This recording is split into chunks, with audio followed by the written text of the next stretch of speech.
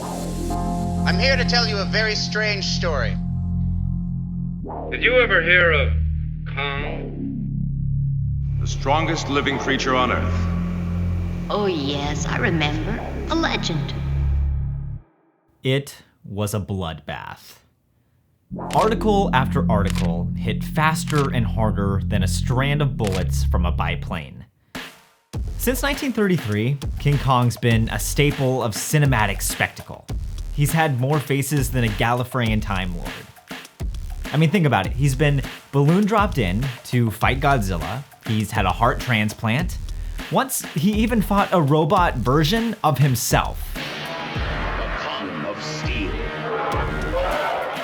And yet, possibly the most ambitious version of Kong came in 2013, when he starred in his own musical, as a puppet. Global Creatures made a name for itself thanks to the larger-than-life arena show Walking with Dinosaurs. But if the reviews for King Kong the Musical were any indication, their first foray into traditional theater might be their last. Everything came under fire. The script, the music, the direction. Really, only one piece of the show emerged from the destruction intact. Kong himself. This is a story about an animatronics empire that unexpectedly decided to make a musical. About bringing an iconic movie monster to life. About human beings' ravenous appetite for spectacle and the value we place in it. But above all else, this is a story about one giant-ass puppet.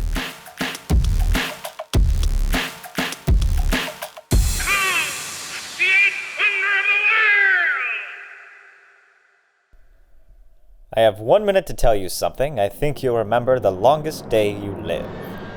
It's about a man named Virgil McMisterman. A few weeks ago, he walked into his office as a simple asbestos salesman. Wouldn't you know it? He hadn't been at his desk all of 1 minute until he was picked up by a giant gorilla. That's when he suffered the slip and fall.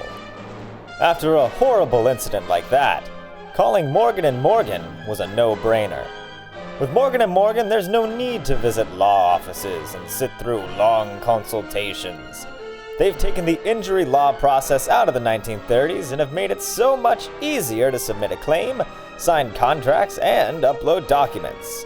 You can even text your lawyer throughout the entire case, whatever texting is. Whether it's a car accident or a daunting tumble, don't overthink it. Take action to protect your rights, and Morgan & Morgan will fight to get the compensation you deserve. You can start a claim with the largest injury law firm in 8 clicks or less at www.forthepeople.com/waitinthewings.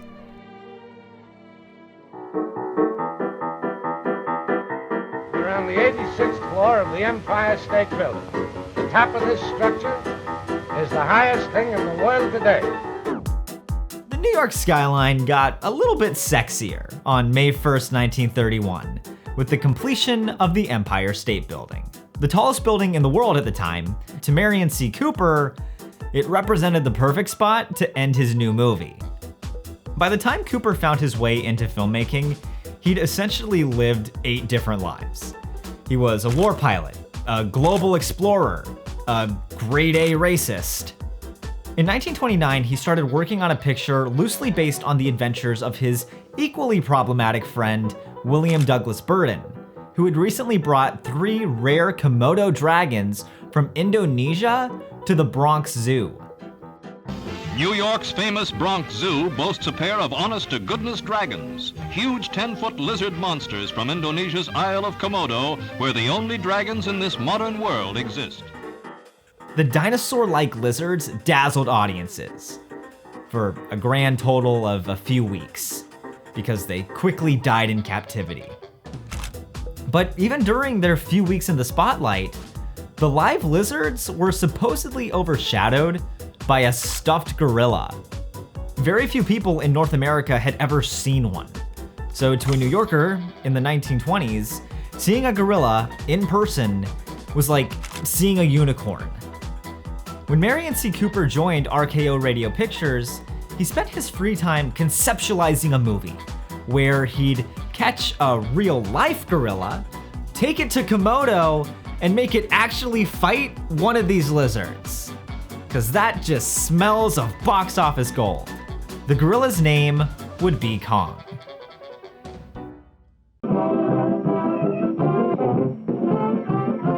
For as long as humans have been curious, someone's always been there to capitalize on it. Heck, P.T. Barnum once charged a dime to see the Fiji mermaid, which was actually just a monkey and a fish sewn together. This curiosity still persists more than a century later. That being said, two dead animals and a bit of string really don't draw like they used to. In 2006, a group of producers, fed up with how boring family entertainment was, approached one of Australia's richest men, Gerry Ryan, for $150,000. The reason? To build 20 robotic dinosaurs. The producers, in partnership with the BBC, wanted to turn the documentary series Walking with Dinosaurs into a theatrical extravaganza. So big, it needed an entire arena to house it. Ryan, who'd never done anything in the live entertainment world before, joined up with the production, not only as a majority investor, but as a full-on co-producer.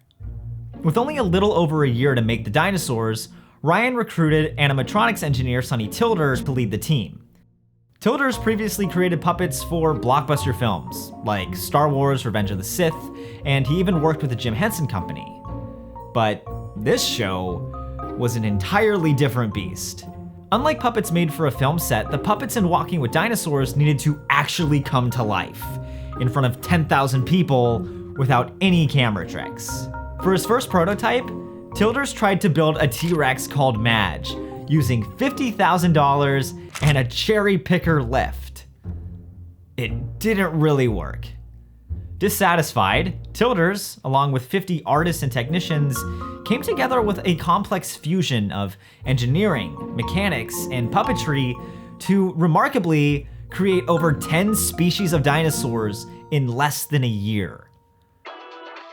And wouldn't you know it, just like with Burton's Komodo dragons or P.T. Barnum's monkey fish mermaid, curious audiences flocked to witness the spectacle of real life-size dinosaurs, resulting in hundreds of millions of dollars of revenue.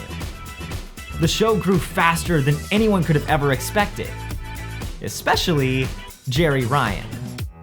In addition to being the majority owner of Dinosaurs, Ryan's shocking wealth bought him wineries, resorts, an online bike store, and it even bought him a national basketball team.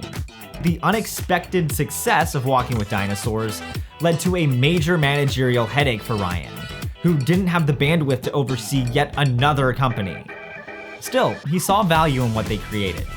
And in 2008, he made a bold proposition to a woman named Carmen Pavlovich. As a former executive producer for Andrew Lloyd Webber's Really Useful Group, Pavlovich was used to working with dinosaurs. But the idea of only creating shows about animatronic creatures didn't exactly appeal to her.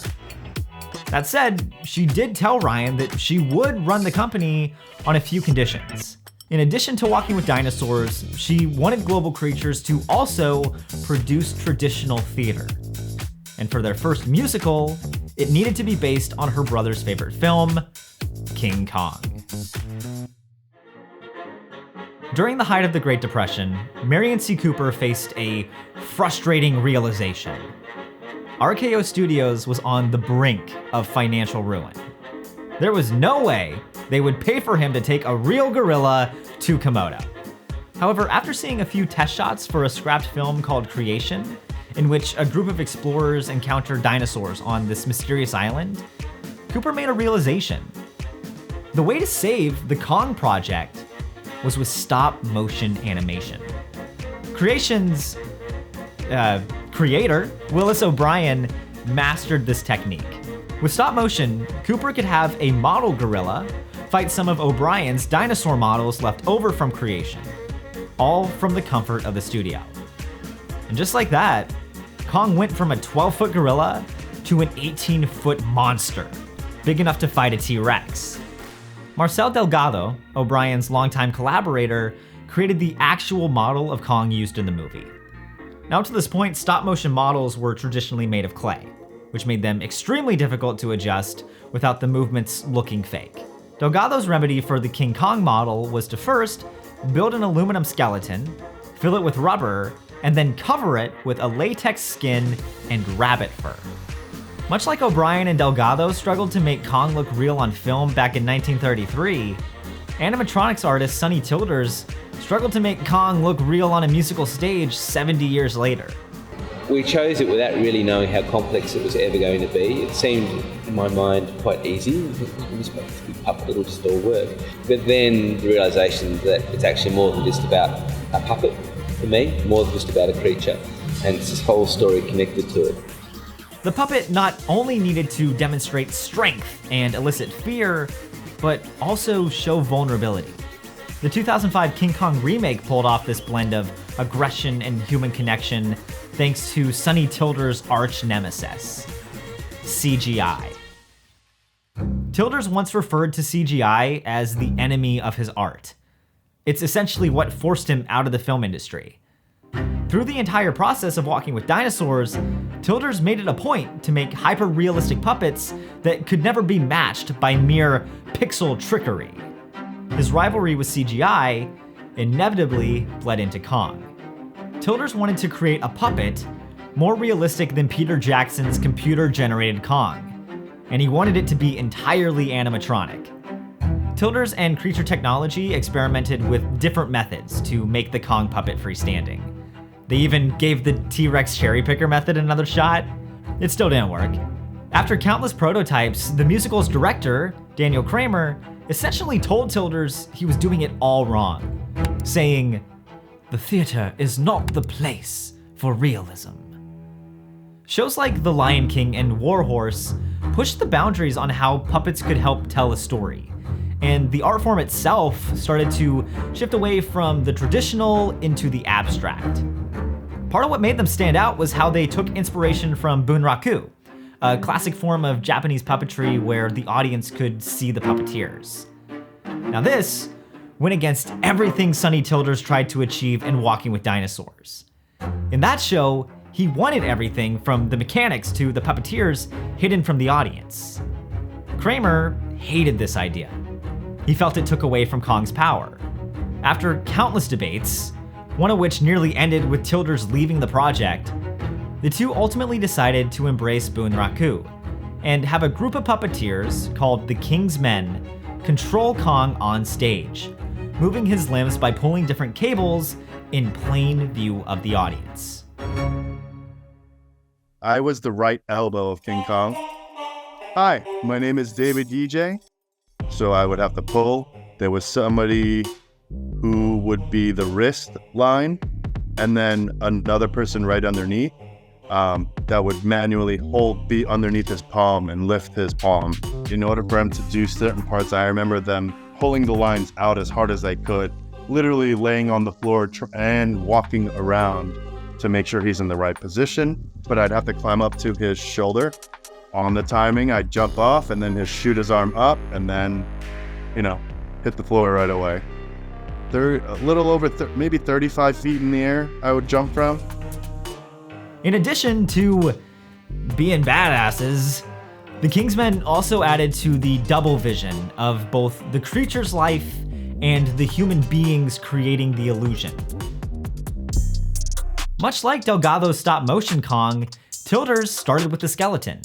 Only this time, instead of aluminum poles, he used a steel space frame. For Kong's skull, they used a carbon fiber shell, filled it with 2 hydraulic cylinders, and 15 individual motors that worked to move the face muscles. Fun fact, NASA uses those same type of motors in Kong's face to steer the Mars rovers. He was filled out with literally sacks with styrofoam beads in him. So in essence, he's probably the world's biggest Beanie Baby. Hi, my name is Jon Hoche, and I was the voice of King Kong and one of the voodoo puppeteers. Taking all this into account, Puppet Kong was surprisingly lighter than he looked. For the arms and the legs, Creature Technology opted to use high-pressure inflatable tubes. The tubes not only made it easier for the King's men to maneuver, they also ensured that the set wouldn't be destroyed if an appendage went rogue. But they still had to solve the problem of how to physically move Kong around the stage. Mixing new technology with old art forms, they hung the puppet from a giant gantry crane via 2 industrial winches. Then, using automated motors on a trolley in the ceiling, they could physically lift and move him around the stage. This essentially turned King Kong into a 2,000-pound marionette. All this tech, while definitely impressive, meant nothing to Sonny Tilders if the audience didn't believe the puppet in front of them was actually alive. It wasn't enough for the puppet to just wave its arms and move around.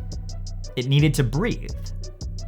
Delgado had this same epiphany in 1932 when building the model for the movie, and installed an inflatable bladder inside the 18-inch model to create the illusion that Kong was breathing. A bigger model required a bigger solution, and the team from the musical swapped out the inflatable bladder for inflatable airbags that literally breathed life into the creature. You could hear all of us sort of collectively inhale and exhale, because then we could all hear and collectively feel that and transfer that back into the puppet. Hi there, my name is James Retter Duncan. I was one of the animatronic swings and cover voice for King Kong. After 4 years and 2 full-size prototypes, Creature Technology and Global Creatures finally unveiled a King Kong vastly different from the hyper-realistic version Tilders envisioned at the start. This looked unlike any other Kong that had come before it. This wasn't a rabbit fur model or an electronic kaiju. This Kong was a moving sculpture. I can't sit so near the screen. It hurts my eyes. In 1933, RKO Radio Pictures went into receivership in a final attempt to stave off bankruptcy. Only a 3-year-old studio, RKO suffered from flop after flop, alongside decreased theater attendance from the Great Depression. They really needed a hit, and they needed one fast. With nothing to lose, RKO chief David O. Selznick pumped extra time and money into the studio's last big swing, King Kong. The movie opened at a perilous time for the United States. The entire financial system was collapsing. Nearly 13 million people were out of work, and hundreds of thousands of families were evicted from their homes. Just 4 days after the King Kong premiere, President Franklin D. Roosevelt forced a bank holiday to stop people from pulling all their money out and speeding up the collapse of these banks. And yet, remarkably, in those same 4 days, King Kong became a commercial smash. It brought in $90,000 and somehow turned RKO into one of Hollywood's major studios. Reviews noted that while the actual story and characters of King Kong left a lot to be desired, the visuals really made the movie work. Still, from an audience standpoint, the larger-than-life adventure story offered a refuge from reality. The movie starts with Andero being pulled from a breadline for a reason. For just 10 cents, they too could escape the turmoil of real life and be transported to a world of spectacle. 80 years later, in June of 2013, Global Creatures needed their first big swing into traditional theater to be a massive hit if they wanted to be viewed as more than just a robot dinosaur company. Kong was slated to be one of the biggest musicals ever staged in Australia. Pavlovich had even bigger dreams for him. She hoped that with good enough reviews and ticket sales, she could take the 8th wonder of the world to New York City. When King Kong the Musical finally opened in Melbourne, Australia, a majority of reviews mirrored 1933, with Kong's technical elements reigning supreme. However, this time around, the critics were much more ruthless in how they shot down everything else. It seems that by focusing so much time on the creation of the actual puppet, the other elements of the musical were overshadowed. They spent 2 years developing the puppet before they even started writing a script. Additionally, the music relied on a bold mix of modernized 1930s Broadway hits, then also songs from artists like Justice, The Avalanches, and Sarah McLachlan? The approach, while definitely daring, left critics and audiences confused about what tone the show was going for, leaning into a beautiful traditional musical on one end and this sexy avant-garde extravaganza on the other. But if the tech elements and spectacle were enough to save the original movie, maybe the same could happen for the show. Regardless, Pavlovich declared that King Kong the Musical would conquer Broadway within the next year. That is, if they could find a theater.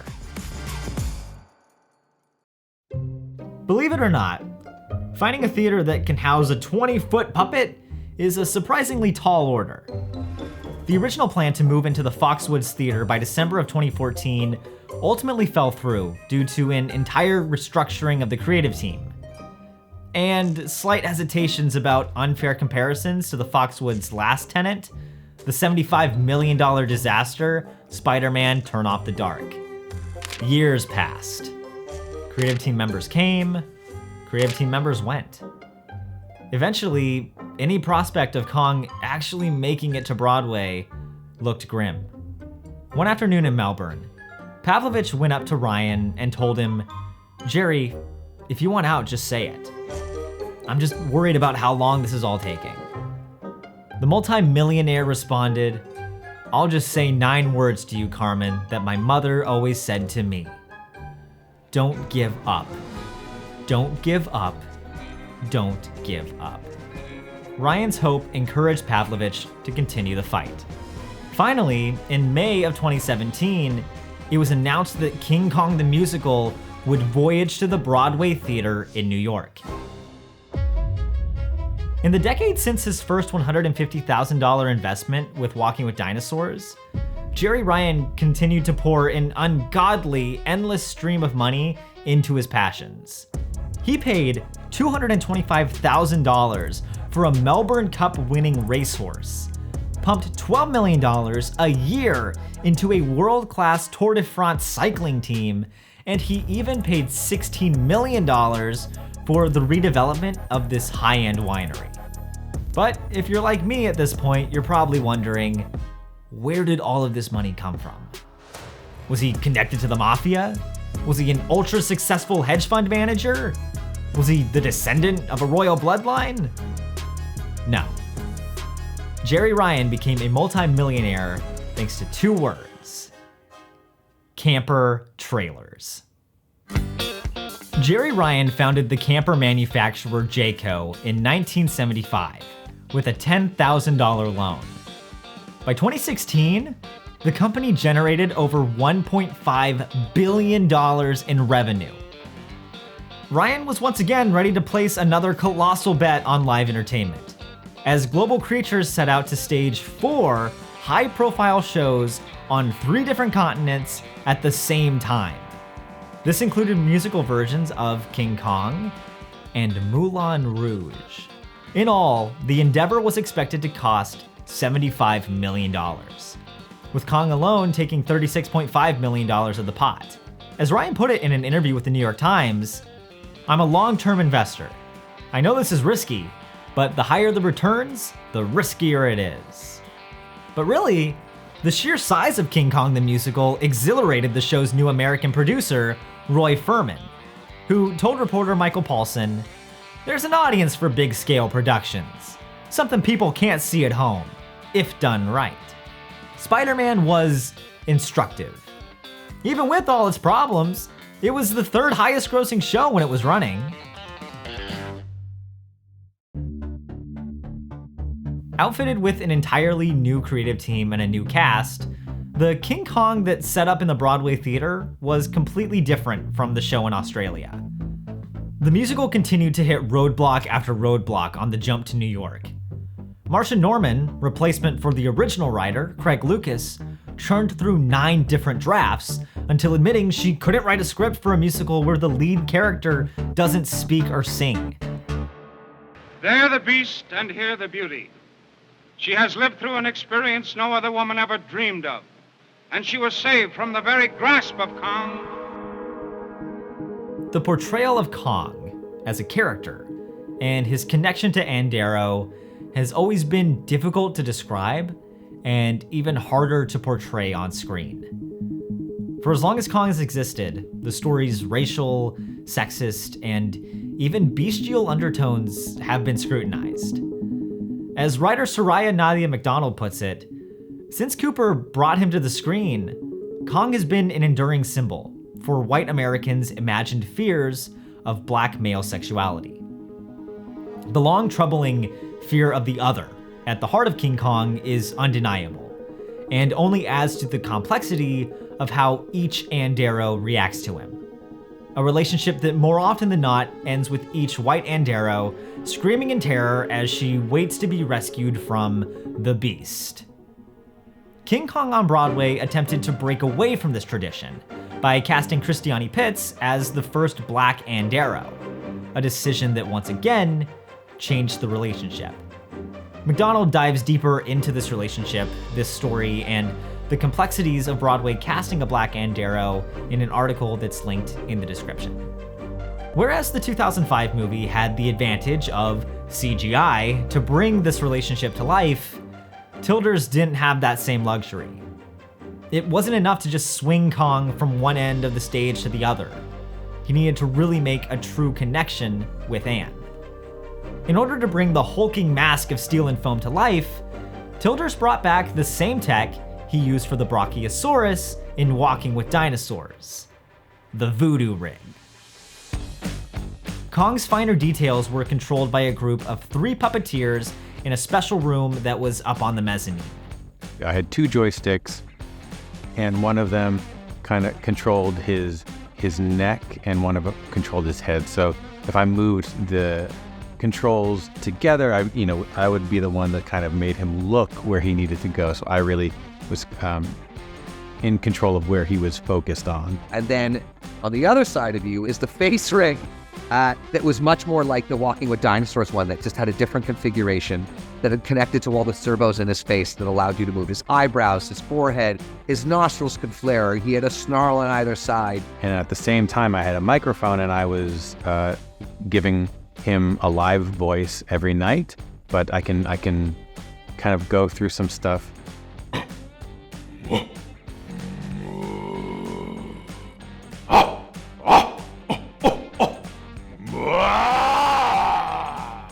And we found it was actually really good that the face operator was in charge of opening the mouth, because trying to open the mouth as you physically roared into the microphone was a lot of work, but also the vocoder had an 1/8 of a second delay.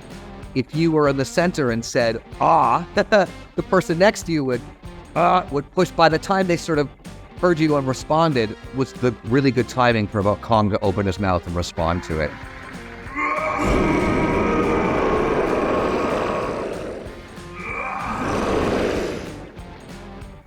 The operator of the shoulder rig also carried the huge responsibility of communicating and coordinating with the 10 puppeteers on stage, now renamed the King's Company, alongside the addition of 2 women.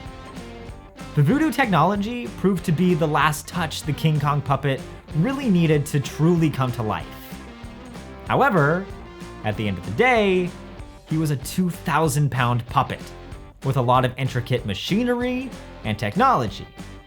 And what's the one thing we all know machinery and technology is really good at? Malfunctioning. Wi-Fi signals from cell phones in the audience occasionally interrupted Kong's comm signal, meaning that he couldn't receive the signal from the voodoo booth, leaving him motionless. Additionally, Kong was filled with oil to keep all the pistons running smoothly, which required a technician to watch the rising oil temperature like a nuclear reactor. If the levels ever got too hot, they'd have to stop and wait for him to cool down. He had these shoulder cables that could lift him up into like a standing position. I had a very small margin of error to make sure that I didn't clip his head on those cables, because if I did, it would instantaneously cut him, and then the styrofoam that was kind of filling out his face would just poof out onto stage, and it would look like all of a sudden it was snowing on stage for some strange reason. It may have happened once or twice. A lot changed on King Kong the Musical's journey to New York City. But the puppet didn't. The only new thing about him was an oil change. Producers hoped that the new cast, led by Christiani Pitts, the new script by Jack Thorne, new direction by Drew McOnie, and new music by an equally as new composer named Eddie Perfect, would be enough to elevate the actual content of the show to the mythic heights of its giant puppet, and hopefully help it recoup that $36.5 million investment. King Kong the Musical officially opened on November 8th, 2018. And within no time, the airplanes started circling again.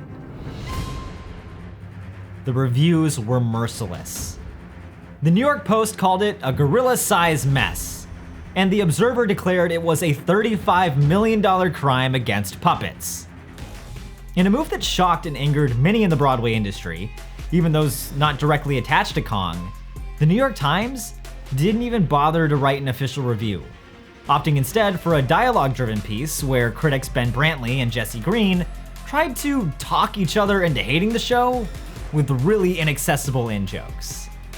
Even though the show received disastrous reviews, it still brought in $1 million the following week, because everybody wanted to see the puppet.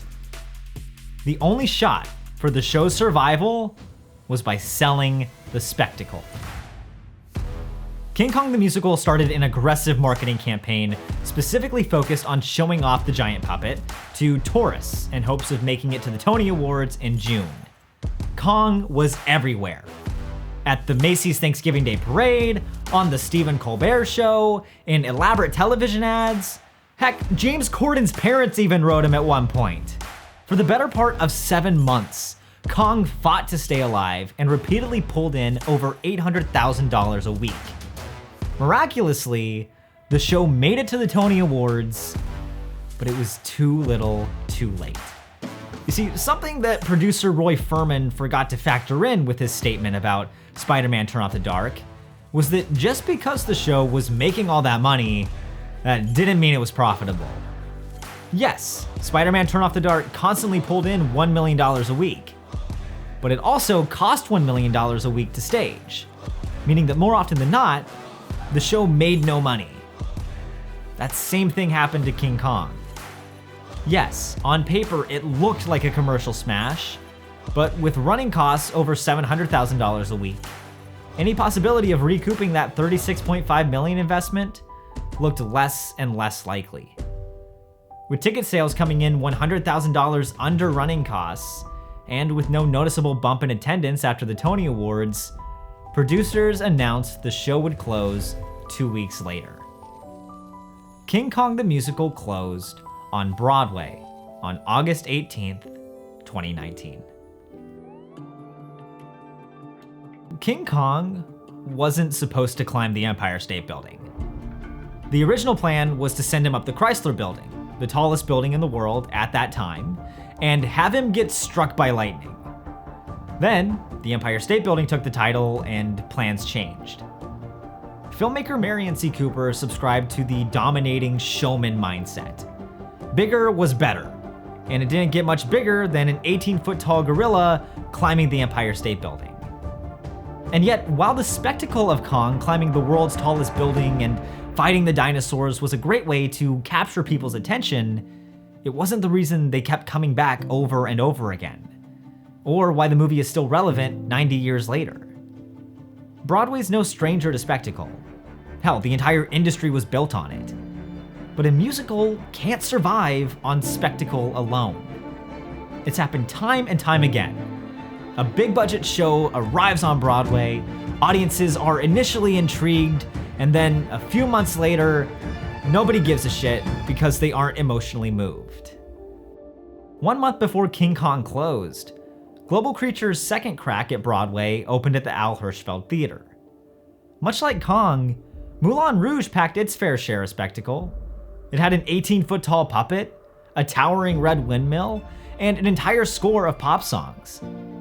Now, on paper, That show should have been destroyed by the critics. But instead, it was a New York Times critics pick, it won the Best Musical Tony Award, and it recouped its investment 3 years later. So why did Moulin Rouge succeed, but King Kong didn't? It's the same reason that King Kong succeeded in 1933, but the rushed sequel, released that same year, did not. The spectacle made audiences curious, but everything else made them care. The King Kong puppet was a technological marvel that absolutely deserves to be mentioned in the same breath as other iconic set pieces. I mean, heck, it won its own Tony Award. But its steel skeleton and fiberglass shoulders were never going to be strong enough to carry the weight of the entire show. In the end, it really wasn't the critics who killed King Kong the musical. It was beauty that killed the beast. The only thing more difficult to make than a giant 20-foot puppet is a full-size chandelier that has to crash down on an audience without killing anyone. Click on this video to hear the incredible story of what went into making the iconic Phantom Chandelier.